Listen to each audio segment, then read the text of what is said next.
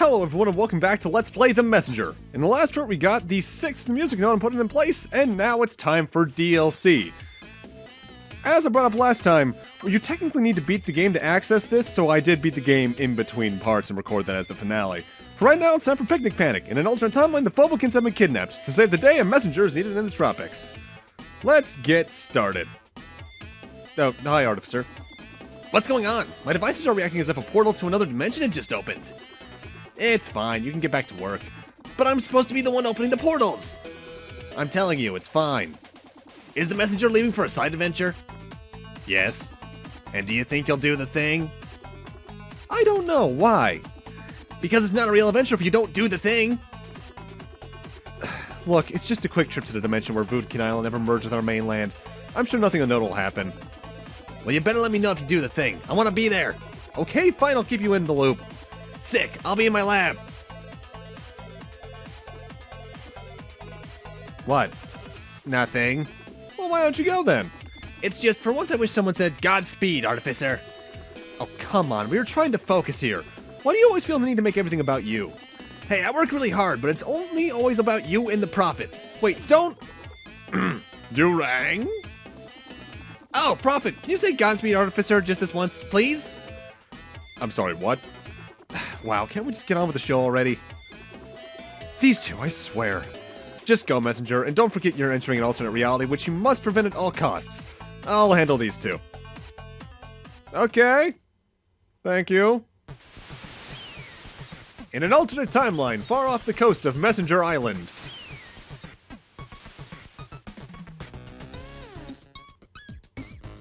The sun shined bright on tropical Vookdin Island, so the little Phobekins decided to have quite the picnic.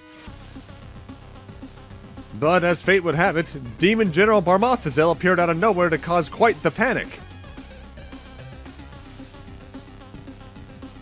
Taking his hostages deep into Vookdin Island's deadly jungle, he would use them for an evil ritual. Only one hero could travel across dimensions to rescue the Phobekins and foil Barma'Thazel's plan. Unless, of course, it was all a trap.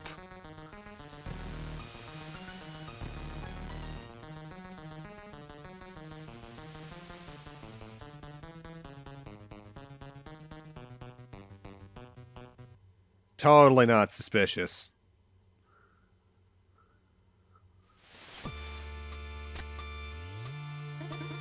Why, hello there, young adventurer.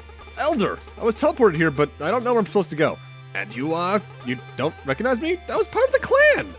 Listen, I might be old, but it'll take more than a costume to fool me. I remember every single student. But I'm a real ninja, you taught me yourself. Do you even cloud step? It matters little. I can sense the scroll's power, which means my time is probably better spent helping rather than questioning. A very tall and apparently evil being came in peace to wait at the docks for the messenger. He said I had a mutually beneficial offer for him. I suggest you head for the docks now. And again, we are well versed in the prophecy and acknowledge the scroll. No need to wear a disguise next time. Okay. Well, at least they're getting us straight to the point about where we need to go. I'm honestly not sure what happens if you try to head into the Autumn Hills at this point. I've never tried. So, I guess if you know what happens, leave a comment down below. I don't want to go back and play the game now because I've already finished it. Footage is all recorded and all that. Also, there's the tea house from the first story.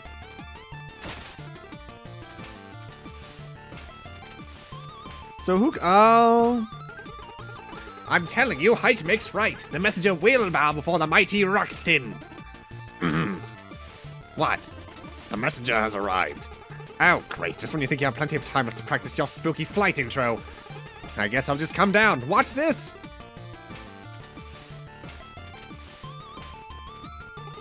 And so the messenger seeks the aid of Vookdin the Great. I do? Well, aren't you trying to get to Vookdin Island? Yes, apparently some Phobekins have been captured. And how do you suppose you'll get there? Well, I was thinking of calling my buddy Manfred to fly me. And ruin his internship with the Clockwork Concierge? That's not what buddies do. I have you cornered. Bow before me and acknowledge my superior height, and I will take you there on my skull mount. What the hell?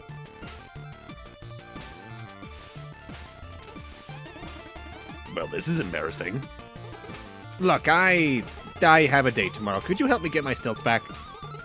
I'll take you to Vookdin Island afterwards, I promise. Sure. Alright. Hop on.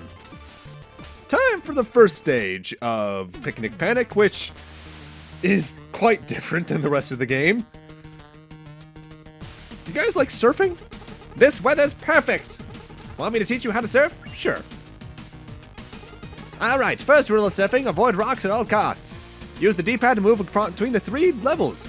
Sometimes avoiding a rock means jumping over it. Press A to jump now. Gnarly. Alright, last thing is the Necro Boost, which has no cost or cooldown. Press X to use the Necro Boost. Not too impressive, right? Here's the kicker, the Necro Boost is maintained when it feeds off of enemies or debris. Press X and use the Necro Boost now. The Necro Boost will be cancelled if you hit a rock, though. Don't forget to avoid rocks and keep feeding the Necro Boost if you want to maximize speed. That about covers it. I'll let you drive now. Time to shoot the curl. So the first stage of Picnic Panic is a minigame where we have to move between 3 different levels to avoid rocks, get debris, hit enemies, and grab some health orbs along the way. There's a score mechanic, but I'm honestly not sure if it does anything. Aside from just being, yo, here's my top score. I know it's very fun to go fast in this, and there's 2 different types of enemies. There's the usual little pink pufferfish, and then there's gold ones who give extra points. I have to wonder if it's theoretically possible to do this on like less than 10 Necro Boosts. I imagine it is, just because they designed this in a way where speed can very much be kept up between the debris and the enemies, but there is something you need to keep in mind. First off, there's checkpoints in case you die and they save your score at that point. But there's also feathers located throughout the stage. 3 during the stage, and then 1 at the very end. There's the first one there. You need to keep some continuous speed up in order to catch these. And to get 100% in Picnic Panic, you need to. So make sure you're getting good with this and that you're understanding how to make everything flow properly.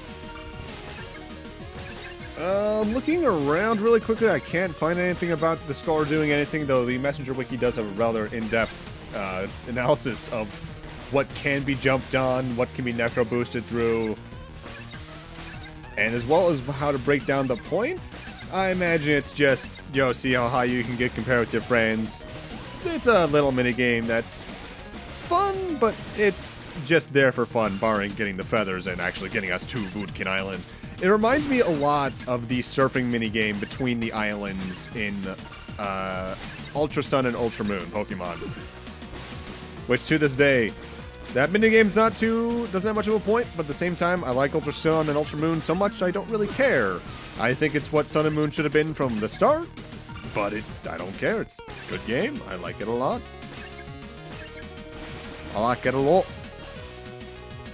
I also really love the music. In fact, the DLC's music is overall fantastic.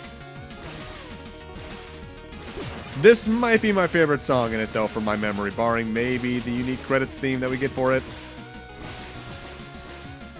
And if you look in the distance there in the background, you can see Vookdin Island, or is that supposed to be Messenger Island, actually? No, that's meant to be Vookdin Island.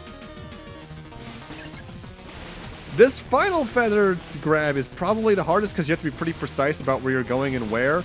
And if you're too slow with the Necro Boost, you'll lose this and have to replay this portion of the stage later. Which you believe I can do just by either restarting it or talking with Ruxton again. Alright, let's show that squid who's boss. Alright, boss of this stage is Octo. This fight is a bit odd in how it progresses. I believe you technically do damage every time you hit one of the tentacles, but the big thing you want to do is hit the ink right back at the boss fight. Doing so slowly covers it in ink and eventually will dizzy it so you can Necro Boost into it for the big damage. I think this boss roughly takes 3 phases of that. As you get further in, the tentacles start doing different things. It starts spewing inks at different intervals and also spewing out some naval mines you want to watch out for. Those just do damage. You can't boost through them or anything. This fight is really easy and can be summarized as mashing the square button, because if you just Necro Boost through everything, you're gonna be relatively safe. It's easy, but it's fun, and I really like the music too.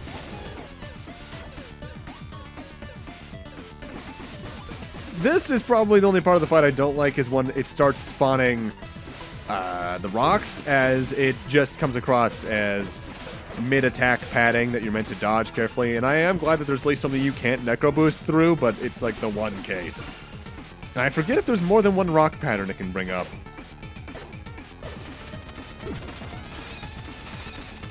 Easy boss, but it's fun all the same. Oh no, there's different rock patterns, that's right. I forgot about that one. Usually because you're so close to the end of the fight at this point that there's not much threat otherwise. And I believe once we cover it with ink this one last time, that will be the boss fight.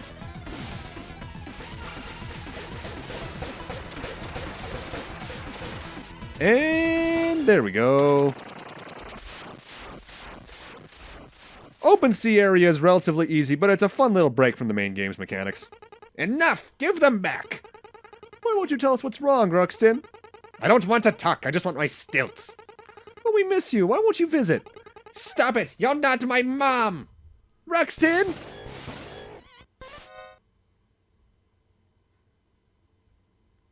What?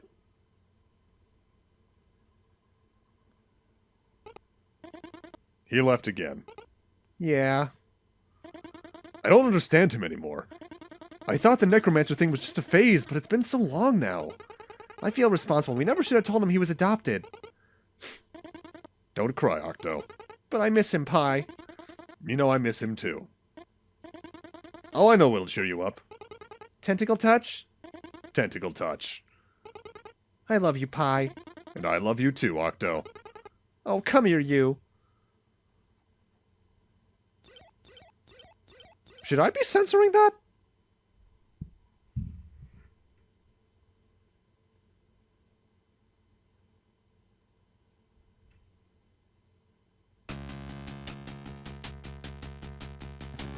The messenger will play right into my hand, and once the magic seed is imbued with voodoo energy, I'll be one step closer to getting my revenge. So naive and predictable. I bet he's already on his way to save those useless creatures. Ah, I knew it! Time to hide, for now.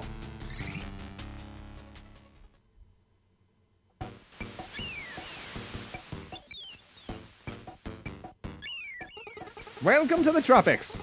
Can you turn around for a second? Please?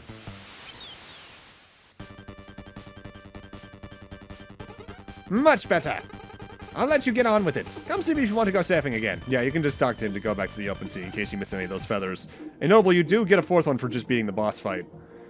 And immediately in Vookdin Island, I want to ignore going right and instead head left down the river. Or, the ocean. Because down here is our first major collectible throughout the stages. Because since we no longer have power seals to grab, they have something else for us to collect during Picnic Panic. And it's going to be harder to backtrack for these, as Picnic Panic stages are all linear. Much like the first 7 parts or so of this very LP. And this is our first collectible. Hey, look at you. You found an optional item. What is it? A mask piece. I think it goes along with the voodoo feathers you can find in the open sea surfing area. Will something cool happen if I collect all the feathers and mask pieces? Well, it'll certainly yield more than asking rhetorical questions. Good luck out there. Different dimension, same semi-dickish shopkeeper. Fair enough. The structure of these levels is more linear, but the problem is there are times because of that the mask pieces are missable. You can use the scrying orb in the shops at any point to return to the main air level and then just replay from the start of any given section, which I had to do to actually get a couple mask pieces. Ah, the messenger! I was expecting you a bit sooner. Hey, I like what you've done with the place. Excuse me? Well, it's like the tiki shop or whatever. Oh, you're one of those. One of who? The people who always assume everything should be defined from their perspective. No, just like the tiki shop. Sure, let's disregard that. Maybe it's just the shop to me, and I would probably perceive the one from your world as the arcane shop or whatever. After all, I'm the one visiting here, right? I bet you reply with the name of your town when people take turns saying which country they come from. Anyway, welcome to the shop. I'm glad it pleases your egocentric eye. Oh, I also just attuned your skull to the tropics. You should be able to see the time rifts now. Need anything? Yeah, but about the current area. So, Vookdin Island? Oh yeah. Enjoy the tropics and try not to harm the little Vookdin too much. They're not evil. I'm liking the place so far. The weather's really something unique. That's wrong. Look, I accepted long ago that our conversations wouldn't be the most engaging, but talking about the weather is where I draw the line. Fair enough. Any stories to share? Of course I do. Does this area look like it's part of a tacked on wannabe Metroidvania to you? Which story will it be? Maybe I could tell you about the evil genie who always corrupt the owner's wishes so that the one asking to fly could never land, and the one asking to know everything could never talk or write. Sure, that sounds interesting.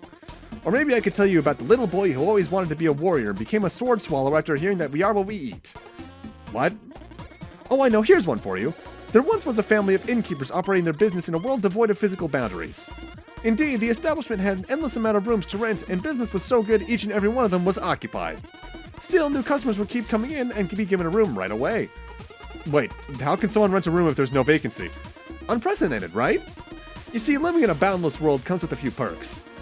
Thus, even though all the rooms were occupied, the possibilities with them were as endless as the corridor they belonged to.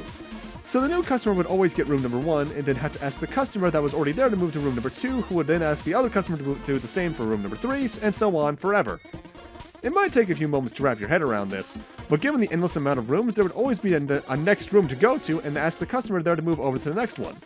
While that was certainly bound to cause discomfort to an unfathomable amount of people, the fact still remained that every new customer would get a room even though there was no vacancy. Huh, that's sort of neat. Sort of, yes. And speaking of neat, one can seldom imagine the housekeeping costs. The innkeeper family eventually determined that there needed to be some sort of boundaries. For their inn to be manageable, the number of rooms had to be finite. They called this concept infinity. Eventually, the passage of time blurred this story, as it does all things, changing the world spelling to infinity and inverting its meaning. The end. Really? Really what? I can't believe this. You dragged me through all that just for a stupid pun at the end. You know what? I can't believe that after all these stories, you still won't think past the surface. Or do you simply not care that I just managed to teach you how it's actually possible to do infinity plus 1 by conceptualizing ensembles with properties capable of perpetual movement in a way a 5-year-old can understand? Thought so. Whew. But with that, I'm going to need to end this off here. Thank you guys for watching, and in part 19, we're going to be truthfully entering Vookdin Island. See you guys then.